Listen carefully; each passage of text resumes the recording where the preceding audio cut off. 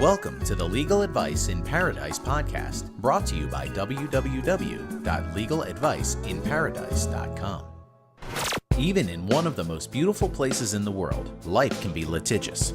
On this podcast, the best and brightest legal minds gather to help you navigate your way through every legal question you may face. This program will help you know your rights, know what steps to take, and help you find the best legal representation, all in simple, easy to understand terms. And now, here's your host, Justine Gronwald.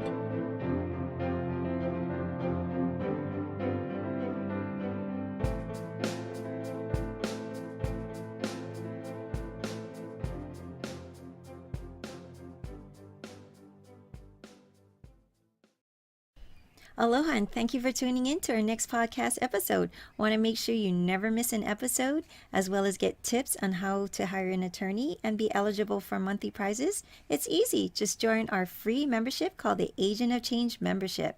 Text your name and your email to area code 808-670-3400. Make sure you text back agree. And also, to check out our past episodes, just log into www.legaladviceinparadisepodcast.com. Now enjoy the next episode. Aloha. You are a natural leader, and with multiple leadership roles, including, after stepping down from the bench as judge, you are now senior pastor of New Hope Metro. And you are overseeing, again, another type of leadership role, an operation of 1,000 volunteers, 70 staff members, and on a weekend service, you'll have 10,000 people coming through these doors. What inspires you to be a leader and wanting to be involved in all of these areas? And we kind of touched on that now, because we see that naturally people come to you, and you naturally have this inclination to help people. What was the deciding factor for you to run for lieutenant governor, and what do you wish to have accomplished in that role? Let me go back a little bit. Okay. Because when I was a district judge, and then you get elevated to the circuit court level, handling these cases, very important issues. But there was a time when you hear a common thread being said throughout many court proceedings, and that is, Judge, we're here with a problem, fix it. So whether it's a civil case or whether it's a criminal case, Judge, here's the person, he's committed all these crimes, he's guilty, now fix it. Put him in prison, give him counseling, drug rehab, whatever. Right. Fix the problem. And I don't know when it was that it came to me, but I thought, man, we're at the tail end of things, trying to fix something that's already been damaged. Family's been damaged. Individual has been damaged. In a civil case, businesses. I had this one civil case where it was two sisters fighting over this restaurant. Oh. And they fought, and the attorney's fees were just going down the drain. And you know what settled the case? One sister asking the other one for forgiveness. And how long was it? How long was it going on before that? Oh, it's over at least a couple of years. Wow. And all it took was forgiveness. And I saw all of that, and I thought to myself, I don't want to wait till I'm on the tail end of the problem to try and fix it. How do I get on the front end of everything? How do I make it so hard for people to enter the courtroom? How do we work with people's lives so we can start resolving these issues before it hits the courtroom? Right. And that was one of the decisions that factors that made me decide to leave the bench. Yeah, because I think when that happened, it probably took a lot of people by surprise. I mean, why would you want to do that? Why would anybody, leave a promising judicial career? Because one of the senators said to me during my confirmation hearing, from district to circuit level, I was 41 years old. He said, "You seem to be climbing this ladder pretty quickly." Yeah, because 40 is young. Yeah. How are you an ambitious kind of a guy? And it wasn't because of ambition, but I was climbing that ladder. And for me to step away from all that when I was going up, Right. yeah, people scratch their heads. And I do too. I would have. And to take a role as a pastor, which pays like half the salary of what we were making then, and but my heart was to help. My heart was to get involved on the front end of everything. And this was you And- as a young child. Yeah. So that stayed with me. So I then became a part of the church called New Hope, and it was growing very rapidly. Being a part of a leadership team where that experience allowed me to really develop the ability to oversee a large organization. That is large. You know, people don't understand when they hear the word pastor, they're thinking, oh, you know, this country church, and you know, so what do you do during the week? Even my mom asked me, she said, you're stepping down from the bench and you're gonna be a pastor? They got enough work for you to do? You know, Oh my. not realizing that I was overseeing the weekend services. You know, thousands of people come, Yeah. and very, very highly managed by volunteers. And so you have a staff of about 70 and then about 1,000 volunteers every weekend. So it trained me in how to organize and oversee and manage large organization. And then I planted or started this new church, New Hope Metro, which again has risen very rapidly.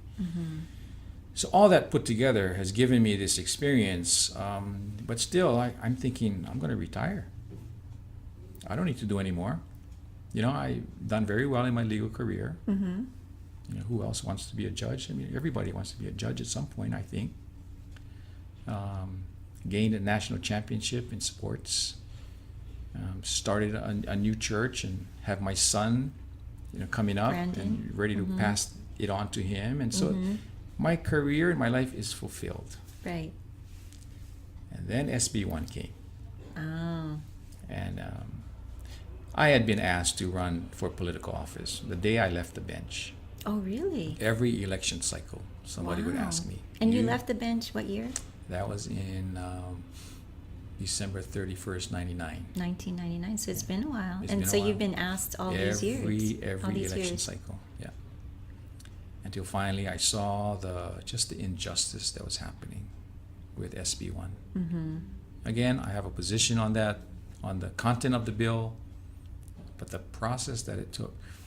But I'm thankful in a sense that when I look at what happened during the special session, it was like almost a scab. You know, you have a scab. Festering. Yeah, you don't It's kinda understand. healing. Yeah. It's On the covering- surface, it's it looks kind covering- of junk. Yeah, but, it's all junky, but it's there for a purpose. but you know, you kind of let it go, and you think it's going to heal, not knowing that underneath is all infected. And I think what the special session did was it scratched that scab off and exposed it. and exposed everything that's underneath. And when I saw what was going on, You know what? You're right. yeah, when I saw what was going on, I thought, gosh. And I think about, so we adopted this child from China about 8 years ago. So he's 11 years old now. And I thought, you know, when we brought that child from China, I wanted him to grow up in a land that I can be proud of, that I can pass on to him. And we're not heading in that direction. Our leaders have lost all the values that we stand for. Some reason, somehow along the way, a public servant has become a public official. Yes, because, you know, and I discussed this with Charles Dejoux and Duke Iona. Isn't it supposed to be a government by the people, for the people? Yeah, it's supposed to be all the people. I mean, aren't they for supposed us. to be working for us and hearing our voice? Right, they're public servants. Yeah. When I got involved with, you know, the ministry and as a pastor, you know, that's how we're trained. We're trained to serve. I don't come every weekend, or I'm not here to be served. Don't ever put me up on a pedestal. I'm here to serve. What's going on in your life? How can I help you? And that's the role of a public servant. But when we call them public officials, now we got to give them a lay every time they show up somewhere. We got to give them, you know, reserved parking and whatever. And I thought, no, that's not right. And they're And disregarding us. It's our tax dollars that are giving them that life. Right, I'm paying your salary, and so it was totally, to me, it was so apparent.